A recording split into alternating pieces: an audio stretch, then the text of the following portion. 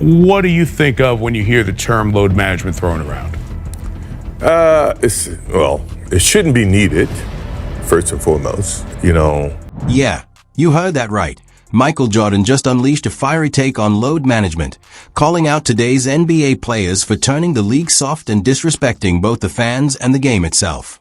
And if that wasn't enough, he dropped a shocking truth about LeBron that might completely change how you see modern basketball. In this breakdown, we're diving into MJ's Iron Man mentality, the wild secret behind LeBron's workload, and the eye-opening stats proving how the league has gone soft since load management became the norm. So strap in, this one's about to sting. You've probably heard the saying, they don't make them like they used to. Well, Michael Jordan is exactly why people say that. He lived by a simple rule. If someone spent their hard-earned money to see him play, he owed them his best every single night.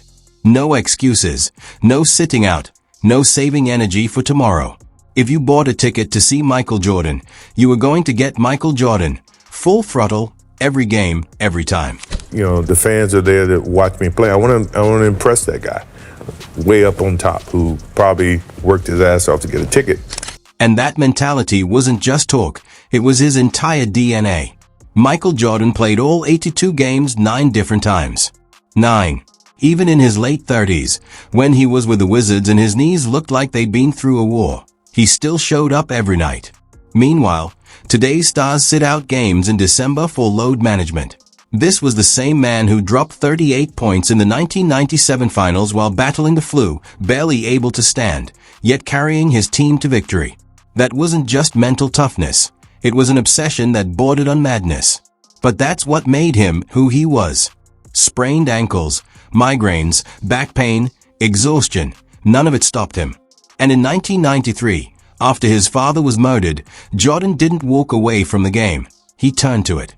Basketball wasn't just his job. It was his therapy, his outlet, his way of surviving. That what's crazy is how that obsession didn't just drive him. It infected everyone around him. Teammates used to say that practice with Jordan was tougher than actual games.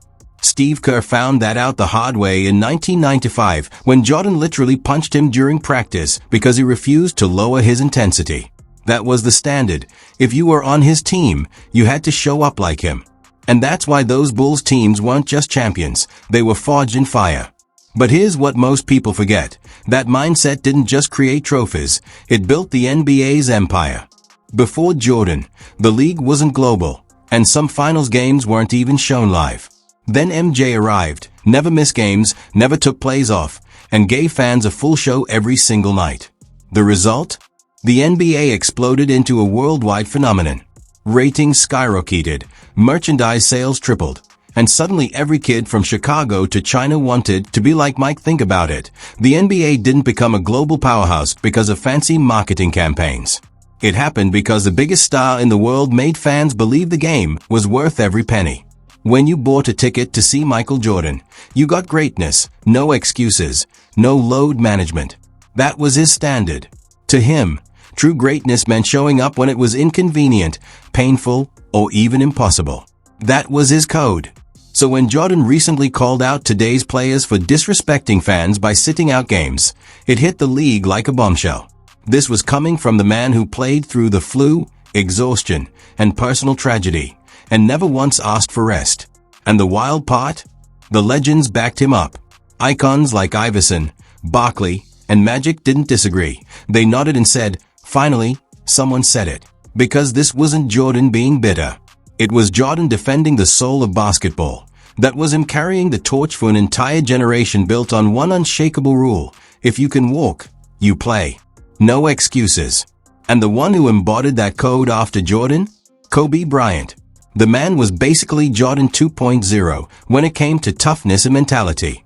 Kobe despised the idea of rest. In one of his final interviews, he literally laughed when someone mentioned load management. He said he couldn't even understand it. This was the same guy who tore his Achilles, stood up, and calmly hit 2 free throws before limping off the court. That's not just toughness, that's obsession. So when, in 2019, people asked Kobe if he ever thought about sitting out, he didn't hold back. The people that I've always had issues or problems with are the people that don't demand excellence for themselves. I won't tolerate that. That's the Mamba talking. Pure, unfiltered killer instinct. He and Jordan were cut from the same cloth, wired with that no days off DNA that today's era can barely comprehend. But you know who else lived by that code? Allen Iverson, the toughest 6-foot player the league's ever seen. AI treated every game like a street fight. Fractured fingers, bruised ribs, sprained ankles. None of it stopped him. He once said on the New Heights podcast that the concept of resting on purpose didn't even exist back then. If you could walk, you were hooping. Simple as that. You could never come to me and talk to me about load management. Like, AI, you're not playing tonight. Why? We're resting you. You're resting me like you're resting me. That's not load management. That's a suspension, man. Yeah. And he's absolutely right. Iverson wasn't exaggerating one bit. In 2001, he battled through 10 different injuries and still dragged the Sixers all the way to the finals. That's grit you can't fake. And Charles Barkley has been sounding the alarm on this for years. On TNT, his flat-out said today's players are pampered, cheating the fans, and turning the league into a joke with all this resting while healthy nonsense. His message is simple. Fans aren't paying thousands to see designer hoodies on the sidelines. They are paying to see the best in the world play basketball. And honestly, he's not wrong. Stop this BS with load management. We can't keep crapping on the fans where we're like, wait, yeah, you're making $70 million. You can't play basketball 4 days a week? Charles Barkley's logic is hard to argue with. It just makes sense. And he's not the only one calling it out. When criticism of the NBA's load management started heating up, Magic Johnson didn't hold back either. He made it clear that all this sitting out and resting wasn't helping anyone. In fact, he said it was hurting the game itself. They have got to do something about this load management. It's hurting the game. Magic Johnson built his legacy on Showtime, fully understanding that the NBA is first and foremost entertainment, and if the stars aren't on the court, the show simply dies. He pointed out that ratings had dropped nearly 40% in recent years, and it's no secret why. The biggest names weren't playing. Then there were the Iron Men, legends like Karl Malone, Patrick Ewing, and Larry Bird, who treated an 80-game season like a walk in the park. Malone played 80 or more games 17 times in 19 seasons. Ewing battled through torn knees for full seasons. And Bird, despite herniated discs so painful he had to lie flat on the locker room floor during timeouts, still put up 30 points because he refused to let fans down. That's the stark difference between eras. For them, showing up was respect. You don't skip work when thousands plan their week around watching you. So when Michael Jordan calls out modern stars like LeBron for promoting laziness and softness, he's not just ranting. He's pointing out a cultural shift in how the game and the responsibility of its players is approached. Michael Jordan's warning isn't just nostalgia. It's a caution against mediocrity creeping into the league. The numbers speak for themselves. Back in the 80s and 90s, playing every game wasn't exceptional. It was the standard. In 1980, 56 players suited up for all 82 games, 57 the next year, and through the 90s, the trend continued.